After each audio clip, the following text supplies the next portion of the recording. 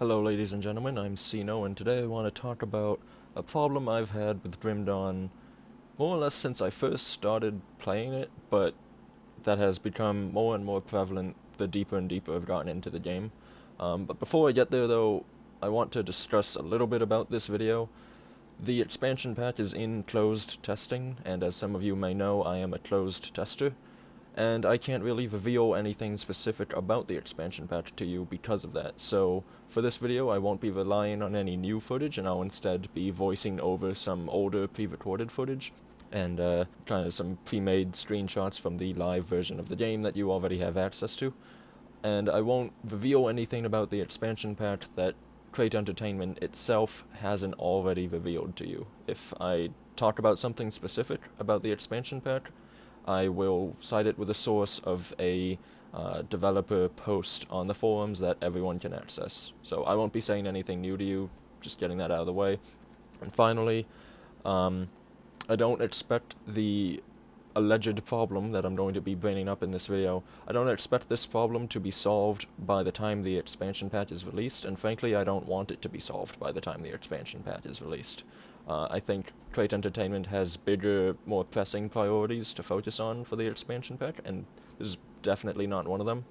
I think this is something that the community of the game instead needs to come together and discuss for a good long while, and really examine themselves before Crate attempts to implement a solution to the alleged problem that I'm going to be putting forth. Alright, so with that out of the way, before I get to that problem, there's one more kind of theory for the game that I want to discuss, and that's a triangle of an action RPG. And I don't know if this is the case for every game ever, not just ARPGs, but for every game ever, whether there's a triangle you can use to describe the core basis of that game, but Tripwire Interactive, or maybe it's Tripwire Entertainment, I don't really recall, the makers of Killing Floor 2, they had a triangle for their wave-based shooting game. And their triangle was blood, bullets, and blades. And their ideas were that they wanted to balance out blood and bullets and blades in their shooting game, and just focus on those topics in particular, and everything else is extraneous. They just focused on these three things and made a game revolving around them.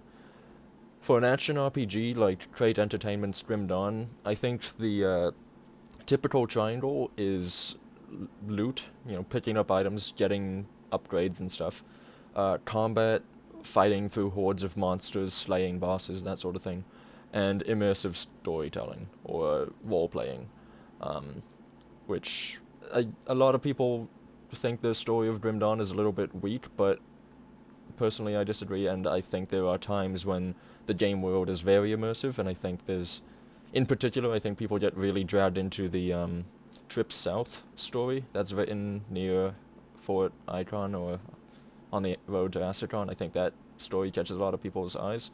And there's a lot of people dedicated to the story of the game on the forums and just in the community in general, so I do think that, the role-playing aspect is very heavily present in Grim Dawn, no matter which way you look at it. So I bring these three points up, this triangle up, because two pieces of these can go hand in hand without harming anything else. Combat and immersive storytelling can go right hand in hand. You can be immersed in the world while you're slaying through hordes of monsters. In fact, that slaying through hordes of monsters is kind of the world, right? But the third section of the game, and that's looting and upgrading stuff, detracts from the other two. When you're looting stuff, you're not killing anything. When you're looting stuff, you're not being immersed into the world. You're picking up some intangible digital items that don't actually tell you anything, that don't have any impact on the game other than increasing your stats or making you do XYZ ability or something like that. So looting as a core gameplay mechanic, and I'm not saying it's a bad core gameplay mechanic, because every ARPG ever has done it, and I think it's been pretty well received, but looting as a core gameplay mechanic, the process therein, I think, needs to be minimized if you want to focus on the other processes, storytelling and fighting, if you want to focus on those enough. because otherwise you have a very fluid combat and storytelling experience broken up by segments of looting that don't really fit in and don't really add to the gameplay at all, but they're still there, and it's something that players still need to engage in. So if there's a problem with looting, then I think that's kind of an issue, and I think there is a problem with looting. And what is that problem? I think there's too much of it. And I don't mean to say that there's too many individual things that can drop. I would love to have more legendaries in the game, and surprise, surprise, there will be more legendaries in the game. There will be more unique items in the game that can drop, and I think that's perfectly fine. I think that should be perfectly expanded upon as much as possible. But what I mean by there being too much that drops is that in any individual situation, there are too many items that appear on the ground. There's just too much loot everywhere.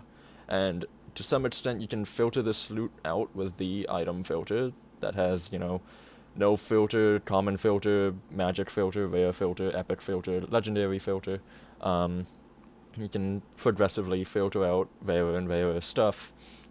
But imagine playing without that filter for a moment, and then going into endgame and slaying a ton of monsters.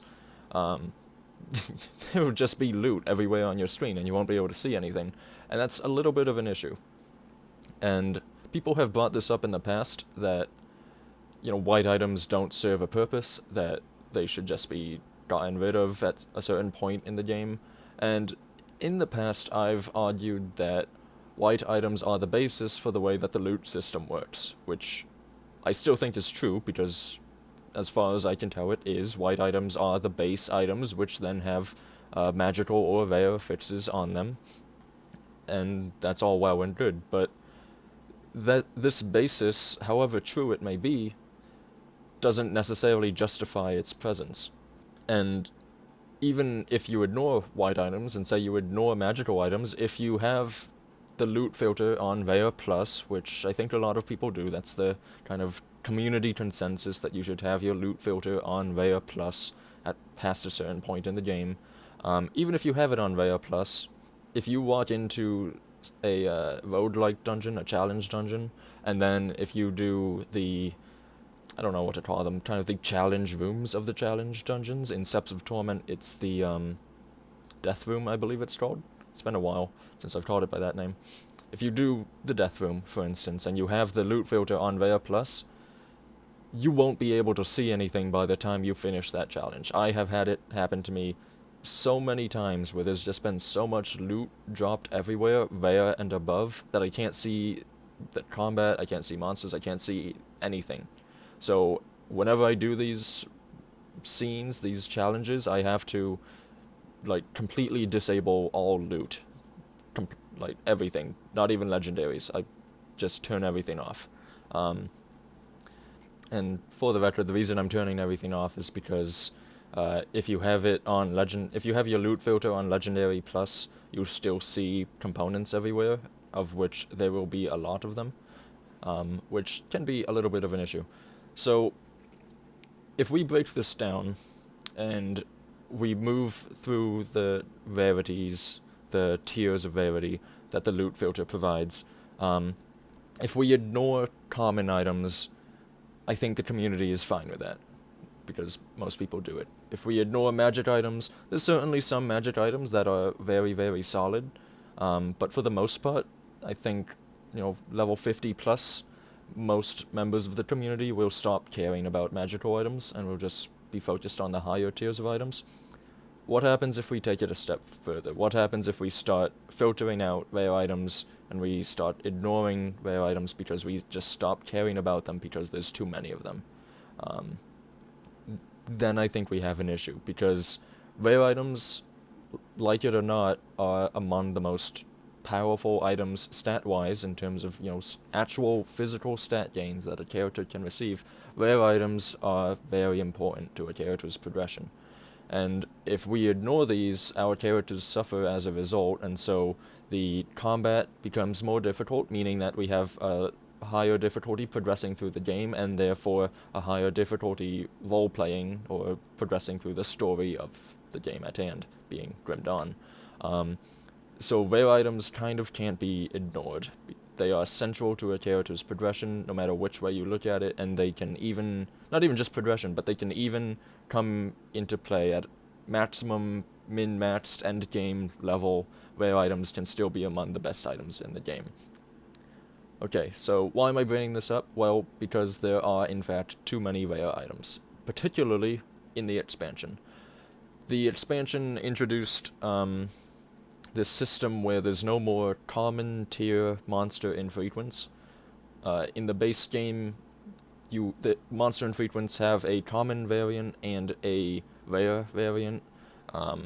Most of them do. Some of them only have a rare variant, particularly boss monster infrequents, but monster infrequents on regular enemies, like Cronley's, what are they called? The burning guys that Cronley has and the Aether guys that Cronley has, they have a common version of their helmets and their shoulders, and they have a rare version of their helmets and their shoulders. And the common version, just no one cares about it. And that was kind of a recurring trend, that no one really cared about the common version of these armor pieces, even though they're still technically monster infrequents and they still technically have some appreciable stats. So come the expansion pack, Crate decided that common versions of monster infrequents are just gone. Only rare versions will drop. Now the effect of this is that monster infrequents in the expansion pack, fairly popular, and even in the base game, monster infrequents, fairly popular. You see a lot of rare items drop. In the expansion pack, you see a lot more rare items drop, because any monster infrequent that drops will show up. They're all rare, so they all get through your rare plus loot filter, even if they have 2 crappy, useless, essentially garbage magical affixes, or if they don't even have any affixes, they'll still just automatically drop. And this, little bit of an issue. In playtesting, I've started ignoring rare items, which is bad. It makes playtesting a little harder, personally, just, getting through the game. It's a little bit more difficult when you're not looking at rare items because there's just too many of them, even though a good portion of them may be helpful. The vast majority of them are just not, and that vast majority, you just can't look at it, because there's way too many of them. So, essentially, I'm looking at my notes here, so what I'm trying to get at, there is a vast oversaturation of rare items in the game. In the live version of the game and in the expansion pack of the game, the expansion pack exacerbates this oversaturation. So if we assume that there is in fact an oversaturation here, and it's up to you to decide whether there is or not. I wouldn't recommend you just take my word for granted. I would prefer the community decide for itself whether it agrees with me or not. If we assume there's an oversaturation here, what are some solutions? Because I don't just want to come out and say, there's a problem with the game, and then leave it at that, and not offer any solutions to the problem. I would rather offer some of my own ideas, and I have a couple, even if there's no mathematical basis behind them, if there's no tested evidence to support my suggestions, I still have a couple ideas that I think could do a little bit of work. For components, I think getting rid of partial components, which has been thrown around a bit as a concept by Crate and by members of the community, I think getting rid of the partial components could be a good first step. I would say that, we would want to increase their rarity, so you don't just drop tons and tons of completed components, because that doesn't actually solve any problem, it just changes the problem. I would say to increase their rarity by maybe 2 to 3 times what it is now, so components drop much less frequently, and so fill up your screen much less frequently, but only drop completed components, and only craft completed components. Just remove the concept of partials. And again, this idea has been tossed around a bit, but yeah, I think it's just a generally good idea to pursue. Possibly worth looking into in a mod first, seeing how it plays out in such a mod, and then moving that mod into the base game or something. And I'm talking about, this is something for the community to do and try and test and see how it works, and then, if it works really well, suggest it to be added to the base game. For gear, not components, but for helmets, rings, boots, etc. For gear, I think the community as a whole needs to take a long, hard look at the fits and monster infrequent tables. I think we really need to reconsider how useful certain affixes are, how often they should drop past a certain level range, and how frequently they appear together. And I'm not talking about smart loot for appearing together, I'm just talking about an item dropping with two affixes regardless of what the two are. Um, so I have a couple thoughts here, I think, on non-monster infrequent items, just regular common base items. If a rare affix drops, if a rare prefix or suffix is attached to this base item, it should always be accompanied by another affix. Not necessarily another rare one, but, maybe another magical one, but no more single affixed rare item drops. You can make rare affixes marginally more rare to compensate for this.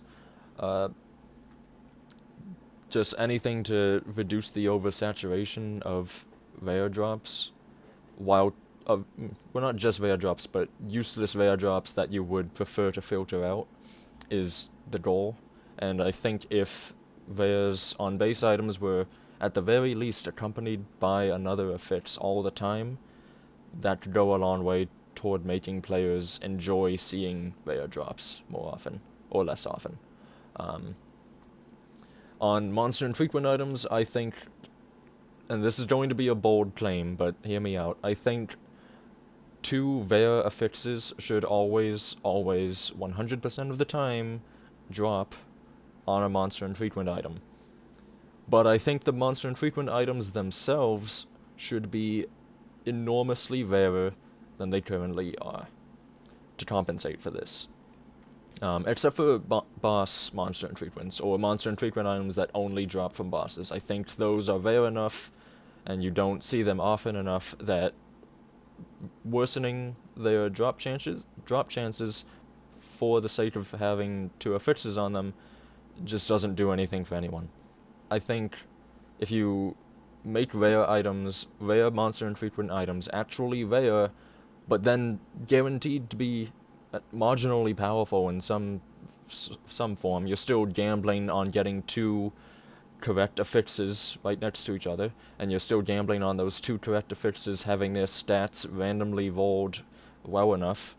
I think if you do this on an item that is much more rare and people will care about, I think the loot problem as a whole will start to go away a little bit. This is kind of a band-aid solution to a more core problem with the base loot system of the game, but fixing that is not something the community is capable of doing, because that's something that's, kind of dug into the engine, dug into the very finest base levels of the game, and I don't think we'll be seeing any changes to the way the loot system actually works. One final thought, just to make it perfectly clear. A while back, I made a rare plus mod in which only rare affixes can drop. And, in general, you can only get rare affixes on any item in the game, assuming it can roll with affixes. And I believe I made it so that every item also rolls with two rare affixes all the time. And I want to make it very clear, this mod is not a solution to the problem I'm putting forth. It is a more exaggerated version of the problem that I'm suggesting. If you just, copy-paste my mod into the game, that doesn't do anything. That makes it worse. Let's make that perfectly clear. So I think there's more fine-tuning that needs to be done that at times may approximate individual drops toward the Rare Plus mod that I made, but overall, when you look at the entire pool of drops, I don't think the Rare Plus mod does it correctly. Alright, please leave your thoughts in the comments of this video, or on the forums, or on Reddit, wherever. I'm looking forward to seeing the community's insight and feedback on this alleged problem that I'm putting forth. And, yeah, I hope we can get somewhere with this. Not necessarily tomorrow, not necessarily next month, but I hope we can get somewhere with convincing Crate Entertainment and ourselves about a solution for the loot problem in Grim Dawn. Ladies and gentlemen, I'm Sino, and I hope to see you next time.